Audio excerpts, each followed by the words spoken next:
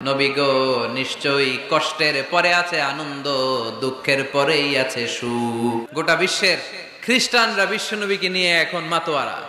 Michael H heart, খ্রিস্টান, একটা বই লিখে গোটা বিশ্ব কাঁপিয়েছেন, দি 100 ranking of the most influential people and person in the world. পৃথিবী কাঁপানো 100 জন মনীষীর জীবনী নিয়ে একটা বই তিনি করেছেন। এই 100 জন মনীষীর জীবনীর মধ্যে যাকে নাম্বার 1 তিনি করেছেন, তিনি হচ্ছেন আমার নবী, আপনার নবী, পেয়ারা নবী, বিশ্বনবী মুহাম্মদুর রাসূলুল্লাহ সাল্লাল্লাহু আলাইহি ওয়াসাল্লামের। মাইকেল এইচ হার্ট কি মুসলমান? সে একজন খ্রিস্টান। তার মানে ওয়ারাফা'না লাকা যিকরাক, বিশ্বনবীর সম্মান শুধু আমাদের মুখ দিয়ে প্রচারিত হয় না, ইহুদি, খ্রিস্টান, বৌদ্ধদের মাধ্যমেও বিশ্বনবীর সম্মানকে বাড়িয়ে দিচ্ছে কে? I have studied him, the wonderful man, in my opinion, far from being antichrist, and he must be called the savior of humanity. খ্রিস্টানরা বলছে, আমরা এই মুহাম্মাদের জীবনী গবেষণা করে পড়েছি, তাকে খ্রিস্টান বিরোধী বলা তো দূরের কথা, তাকে মানবতার ত্রাণকর্তা বলতে হবে। তিনি গোটা বিশ্বের জন্য সুপারম্যান হয়ে পৃথিবীতে এসেছে। As a father, as a teacher, as a lawgiver, as a lawmaker, Muhammad is the superman of the world. স্বামী হিসেবে, পিতা হিসেবে, নেতা হিসেবে, নবী হিসেবে মুহাম্মদ ইসলাম সাধারণ কোনো মানুষ নয়, তিনি গোটা বিশ্বের জন্য সুপারম্যান হয়ে পৃথিবীতে আগমন করেছে। ওয়ারাফা'না লাকা যিকরাক, নবী দুশ্চিন্তা করবেন না, টেনশন করবেন না, আমি আপনার সম্মানকে বাড়িয়ে দেব। এই তিনটা নেয়ামতের বর্ণনা সূরা ইনশিরাহের ভেতরে বর্ণনা করলেন কে? এরপরে রাব্বুল আলামিন বিশ্বনবীকে নেয়ামতের বর্ণনার ঘটনা শুনিয়ে বিশ্বনবীকে সান্ত্বনা বাণী শোনাচ্ছেন আর পড়ছেন, ফা ইন্না মাআল উসরি ইউসরান, ইন্না মাআল উসরি ইউসরা। নবী গো, নিশ্চয়ই কষ্টের পরে আছে আনন্দ, দুঃখের পরেই আছে সুখ। কোন সুবহানাল্লাহ। কষ্টের পরে আনন্দ, দুঃখের পরে। The struggle isn't permanent in our life. দুঃখ কষ্ট এটা আমাদের জীবনে পার্মানেন্ট না, এটা সাময়িক। আচ্ছা, আওয়াজ করে উত্তর দেন তো, এক বছরে কয়দিন আপনাদের ফরিদপুরে? কয়দিন?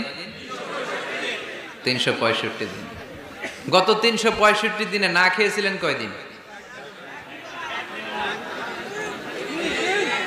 20 দিন, 30 দিন। তার মানে অল্প কিছুদিন না খেয়েছিলাম, সারা বছরই খেয়েছিলাম, ঠিক কিনা? আচ্ছা, তো 365 দিনে অসুস্থ ছিলেন কয়দিন?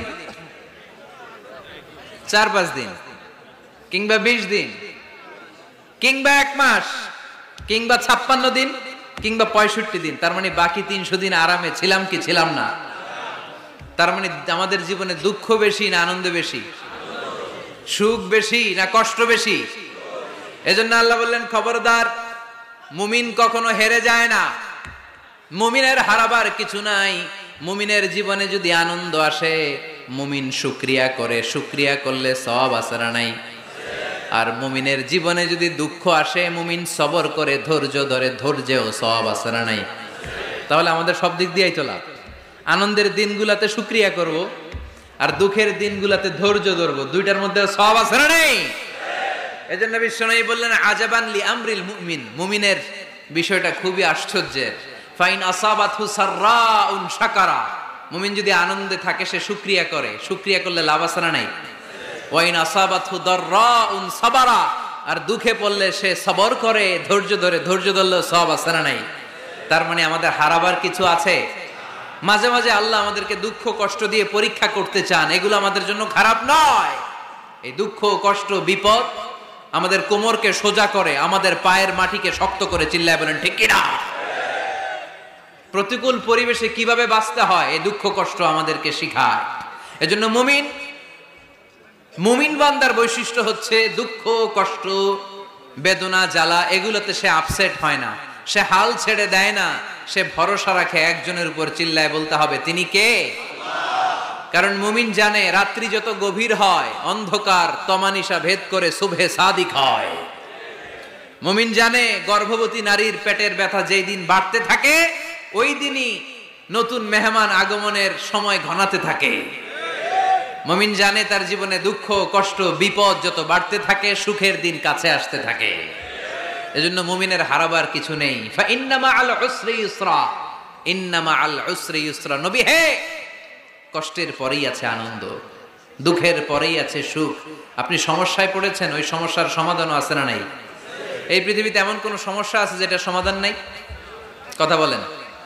সমস্যা তৈরি করেছে কে? আবার সমাধানও দিয়েছে কে? Allah doesn't create a lock without its key. Allah কখনো চাবি না বানাইয়া ওইটার তালা বানায় নাই। কথা কন। তালাও যেহেতু আছে, ওই তালার চাবিও বানিয়েছে কে? মা আনজালাল্লাহু দাআন ইল্লা আনজালাল্লাহু লাহু শিফা। আল্লাহ দুনিয়ায় এমন কোন রোগ পাঠায় নাই যেই রোগের ঔষধ বানায় নাই, এমন কোন রোগ নাজিল করে নাই যেই রোগের কোন চিকিৎসা বানায় নাই, হয়তো সেটা আবিষ্কার হয় নাই। অনেকে ক্যান্সারের কথা বলতে পারেন যে হুজুর ক্যান্সার এমন রোগ, এই ক্যান্সার তার নাই কোনো অ্যানসার, কিন্তু বিজ্ঞানীরা বলতেছে এটারও অ্যানসার আবিষ্কৃত হচ্ছে। সুবহানাল্লাহ কইবেন না? কিছু কিছু ক্ষেত্রে হয়েও গিয়েছে। এজন্য দুঃখের পরেই আছে সুখ, কষ্টের পরেই আছে আনন্দ। এই দুনিয়াটাই এরকম, কষ্টের পরই আনন্দ। দেখবেন তারাবির নামাজ 20 রাকাত পড়তে কষ্ট লাগে না? কোমরে ব্যথা, হাঁটুতে ব্যথা, কিন্তু 20টা রাকাত যখন শেষ করে মসজিদ থেকে বের হই, একটা আনন্দ আছে না নাই?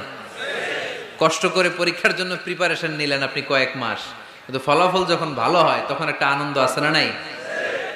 সারাদিন রোজা রাখলেন রমজানে, কি কষ্ট, তৃষ্ণায় গলা ফেটে যায়, কিন্তু ইফতারির সময় যখন রুহাবজা শরবতটা খাই, কেমন লাগে? একটা আনন্দ আছে না নাই? এজন্য আল্লাহ বললেন ফাইন্না মাআল উসরি ইউসরান, ইন্না মাআল উসরি ইউসরা।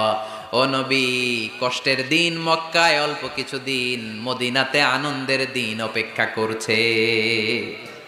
আমাদের জীবনে যদি দুঃখ কষ্ট আসে, আমরা ধৈর্য ধরবো, তাওয়াক্কুল করবো একজনের উপর, তিনি কে?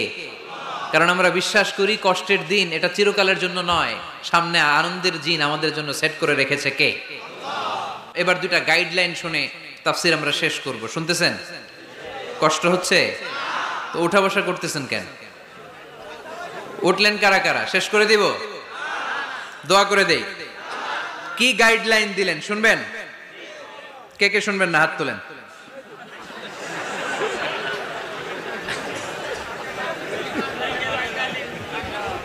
গাইডলাইন নাম্বার 1, ফাইদা ফারাগতা ফানসাব। নবী আপনি যখন অবসর হন, আপনি ইবাদতে মশগুল হন। ফানসাব ফিল ইবাদা, তাফসীর ইবনে কাসিরে এসেছে আপনি ইবাদতে মশগুল হন যখন